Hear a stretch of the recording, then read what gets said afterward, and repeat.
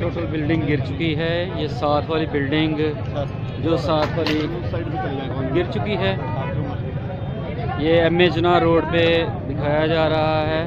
ये साथ जो बिल्डिंग थी यहाँ पे काम हो रहा था। ये सारी बिल्डिंग पूरी की पूरी बिल्डिंग गिर चुकी है और इसके अंदर बंदे भी मौजूद हैं। बंदों को निकालने का काम रेस्क्यू वाले जवान कर रहे हैं। ये रेस्क्यू के जवान हैं। फैमिली इसको बॉडीज़ को निकालने में कामयाब हो गए। सारे लोगों ने रेस्क्यूज अब तो माशाल्लाह पहले से बहुत अच्छा काम कर रहे हो। ये हमारे पास साथ थे ये जवान स्पेशली बल्दिया से, ये जितने बल्दिया के लोग, सिविल डिफेंस के लोग, पुलिस से, सारे लोगों ने कोऑर्डिनेटेड एफर्ट थी और सिविल बंदे भी तो जितने बाकी पब्लिक से भी जो लोग काम कर रहे थे। तो थैंक यू वेरी मच एक तो सबका कि अच्छे तरीके से सबने काम किया है और अल्लाह का शुक्र है कि काम के दौरान किसी को कोई ऐसा चोट नहीं आई। ऐसे हो जाता है कि चोट आ जाती है काम करते हुए, तो अल्लाह का लाख शुक्र है। मैं आप सबको शाबाश देता हूँ। वेल डन, आप लोग डिज़र्व करते हैं कि आपको शाबाश दी जाए। इंशाल्लाह खुदा न खास्ता कोई भी कभी भी कहीं पे भी कोई मसला हो तो जिस तरह अब आज हमने मिल के काम किया तो मिल के काम किया जाए तो जो मुश्किल है वो आसान हो जाती है। वो काम है ज़रा बेहतर तरीके से हो जाता है। वेरी वेल डन, हम हैं।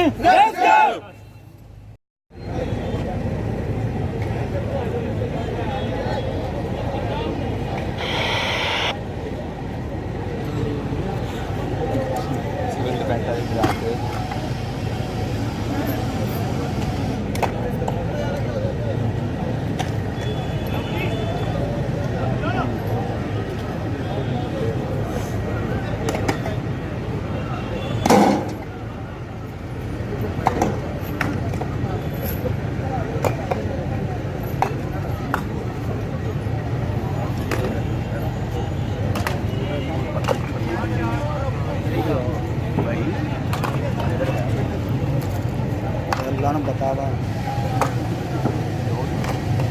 वो बहुत भी तक करना तो वही यार तो पीछे ही रहा है।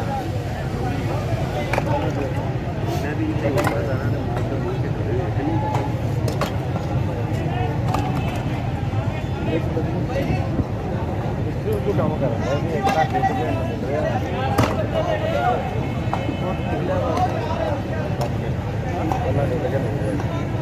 शेख साहब बंदे गए हैं।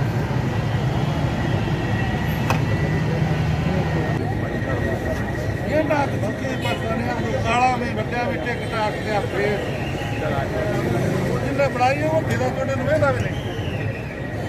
वो सिर्फ पैसा खिंची आना भी चलो वो पाकिस्तानी काम देता बा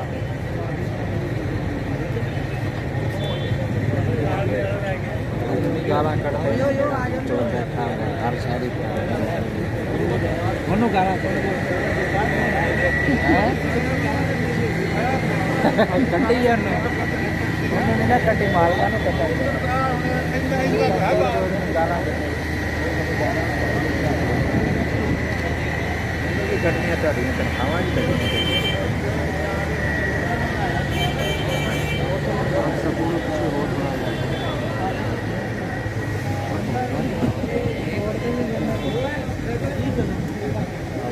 आगा हो जाओ चलो ये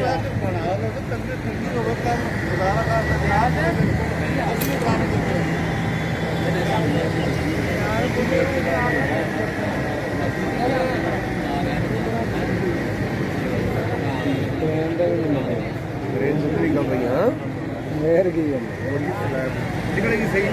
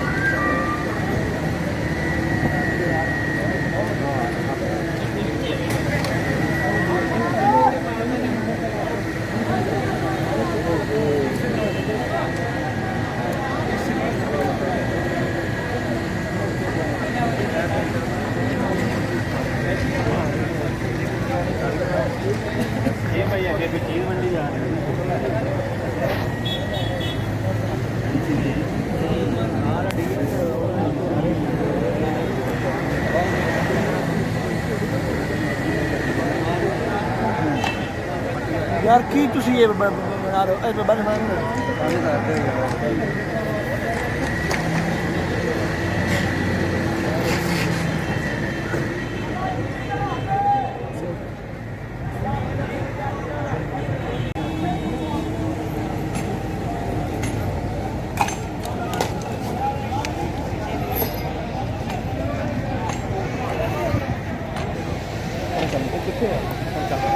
ਉਹ ਕਿੱਥੇ ਆਪਣਾ ਮੋਬਾਈਲ ਨੰਬਰ ਦਾ ਮੇਰਾ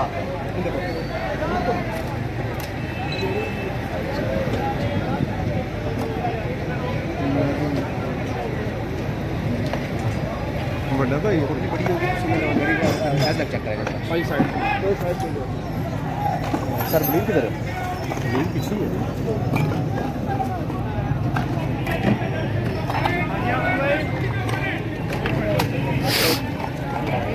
ਉਹ ਭਾਈ ਧਿਆਨ ਨਾਲ ਜਗ੍ਹਾ ਪੋਲੀ ਸਾਰੀ